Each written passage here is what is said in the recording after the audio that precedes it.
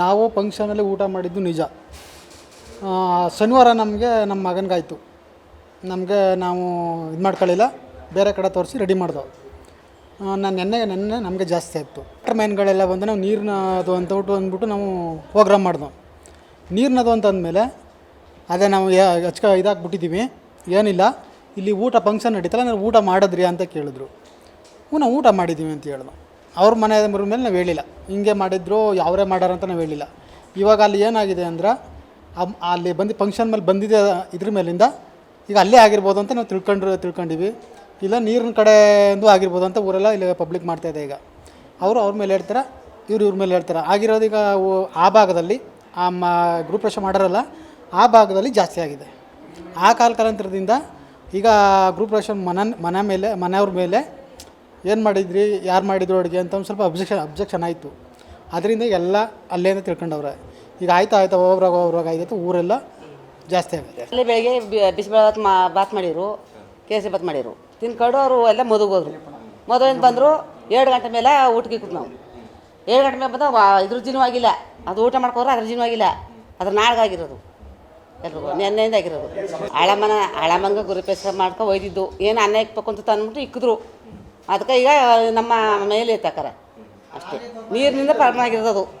ಈಗ ಇವ್ರು ಹೇಳ್ತಿರೋದು ಊಟದಿಂದ ಹೇಳ್ತಾವ್ರೆ.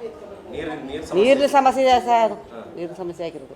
ನೀರು ತಗೋದ್ರು ಪೀಡೆ ಮನೆ ಬರೀತಾರಲ್ಲ, ಅವ್ರು ತಗೋರು ನೆನ್ನೆ ನೀರು ತಗೊಟ್ಟೋಗಿ ಅದು ಚೆಕ್ ಮಾಡಿಬಿಟ್ಟು ನೆನ್ನೆ 7 ಗಂಟೆ ಮೇಲೆ ಬಂದರು. 7 ಗಂಟೆ ಮೇಲೆ ಬಂದು ಚೆಕ್ ಮಾಡಿ ಆಗ ಆಂಬುಲೆನ್ಸ್ ಕಳಿಸ್ತದು. ಅಲ್ಲಿ ಒಂದು 350 ಸೀಟು ಮಾಡಿಸಿದ್ವಿ. ನಾವು ಮಾಡೀವಿ, ನಮ್ಮ ಯಜಮಾನ್ರು ಮಾಡೀವಿ, ನಮ್ಮ ಅಕ್ಕ ಎಲ್ಲ ಮಾಡೀವಿ. ನಮ್ಮ ಹಿರಿ ಮಗನ ಒಬ್ಬನಿಗೆ ಅಷ್ಟೇ ಅವರು ಓಸಿ ಕೊಡ್ತಾವೆ. ಎಲ್ಲ ಇಲ್ಲ ಹಳ್ಳಿಗಳವರು ಅವರು ಚೆನ್ನಾಗವ್ರು.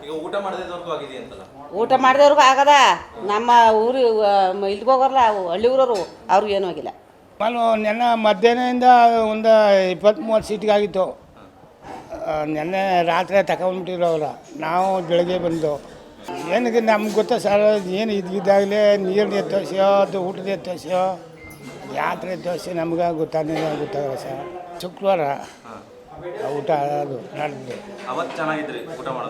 ನೆನ್ನೆ ಗಂಟು ಚೆನ್ನಾಗಿದ್ದು. ನೆನ್ನೆ ಗಂಟು ನಾನು ಚೆನ್ನಾಗಿದ್ದೆ ಸರ್. ರಾತ್ರಿ 3 ಗಂಟೆಲಿ ಹಂಗಾದ್ದು ನನಗೆ. ಈಗ ನೆನ್ನೆ ಆಗಿರೋದು ಬೆಳಗ್ಗೆ ತೊಳೆದು ನೀರು ಪಂಪ್ಸೆಟ್ ನೀರು ಚೆನ್ನಾಗವ ಸರ್. ಬೆಳೆ ನೀರಿನ ಎತ್ತೋಸ ಏನೂ ಇಲ್ಲ ಅಂತಾರೆ.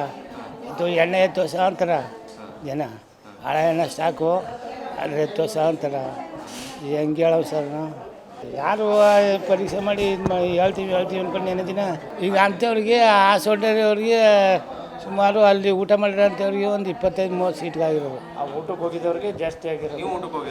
ನಾವು ಮಾಡಿದ್ದೀವಿ ಸರ್.